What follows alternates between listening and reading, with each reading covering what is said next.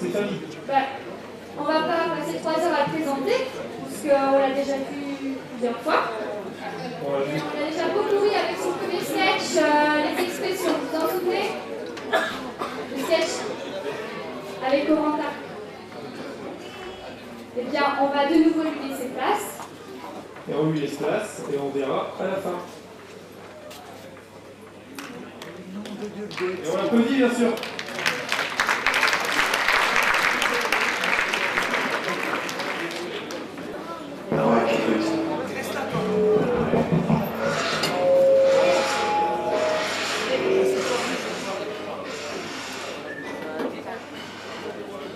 Bon, un jour, on m'a dit, tu te feras cambrioler, comme tout le monde. Ouais, on me disait, oui, tu verras, le cambriolage c'est comme un viol et tout. Bon, moi, bien sûr, je disais, je faisais mon fier. Ouais, ça arrive qu'aux autres, ça arrive qu'aux autres. Mais n'empêche que moi, je suis sûr que j'ai été cambriolé.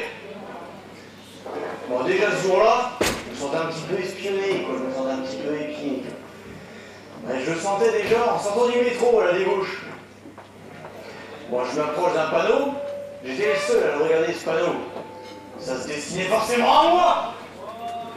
C'était marqué « Vous êtes ici !» Oh putain, on me surveille. Alors vous me connaissez, je panique pas. Je remonte le métro, je traverse la rue, un autre panneau. J'étais encore tout seul, c'était encore pour moi. Vous êtes ici! Oh putain! Ils savaient déjà que j'allais traverser la rue, les mecs!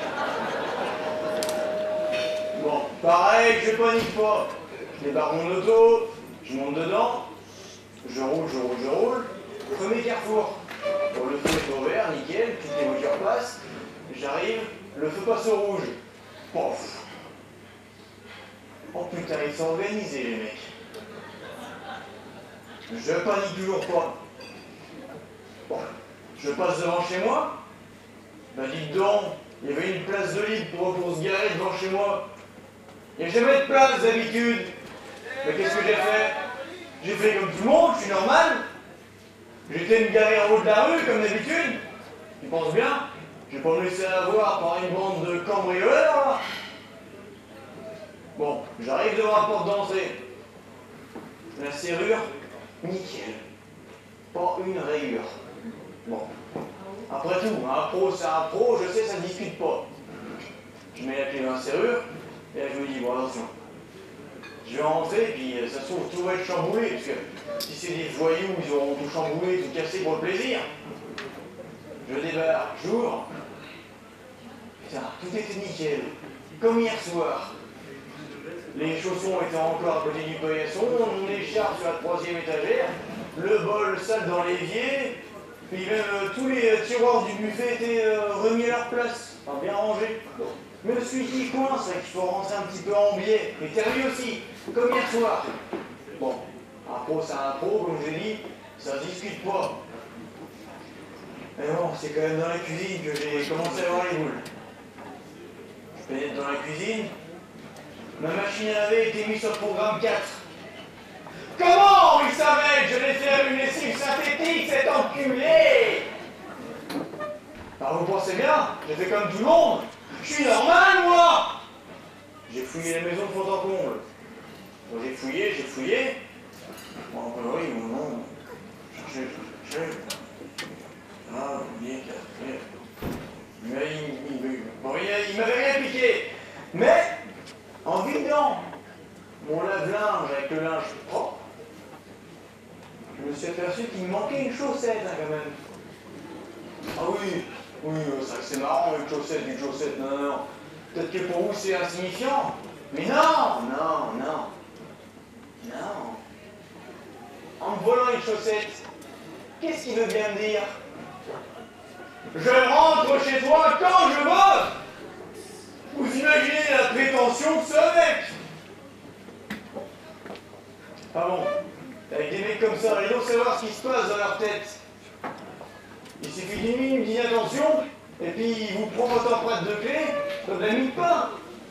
Ah bah oui, on vérifie jamais si nous manque de la mie de pain. Bah, les filles qui le connaissent, le coup de demi-pain, mais ils nous disent pas, ça par contre. Enfin bon. J'ai pris des dispositions. Comme tout le monde. Moi, je suis normal, hein, quand même. J'ai changé de serrure. J'ai remplacé le pain par de la biscotte. Ah ah. Eh, va donc faire une empreinte de clé, toi, dans de la biscotte. Ah ah. Bon, là-dessus, très bien. Je retourne embaucher le lendemain. Bon, débauche, tout tranquillement. Tranquille. J'arrive devant chez moi, devant la porte de maison. J'étais sûr qu'il était revenu. C'est obligé. Et comment? La serrure était nickel. J'ouvre la porte, mes chaussons étaient encore à côté du paillasson, mon écharpe encore au 3e porte-manteau, mon bol était encore dans l'évier. Non mais attendez, ils se prend pour qui là? C'est une amie là. Ah bon?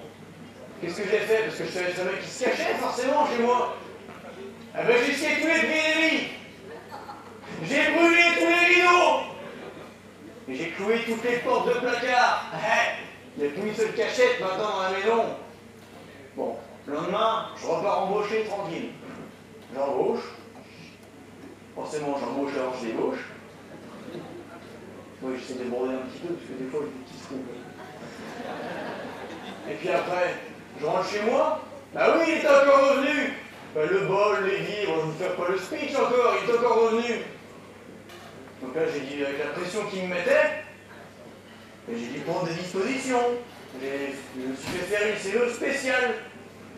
Ah oui, j'ouvrais avec ma bite maintenant. Et comme ça, si jamais il veut prendre une empreinte, je vais forcément le sentir.